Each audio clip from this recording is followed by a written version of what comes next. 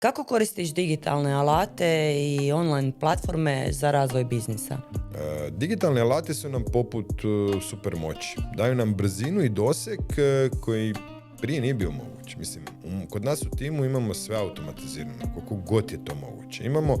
Imamo online sustave obuke, umjetnu inteligenciju koja prodaje, cijeli sustav Forever Card kluba i ono najvažnije, imamo sustav umjetne inteligencije koji te napravi 4-mjesečni plan sa svim tvojim preferencijama i sa svim onim što ti mi ko ti možemo omogućiti, vodite korak po korak do sigurnih rezultata. To znači da ne moraš brinuti oko izmišljanja tople vode, već dobiješ gotov provjereni sustav koji radi.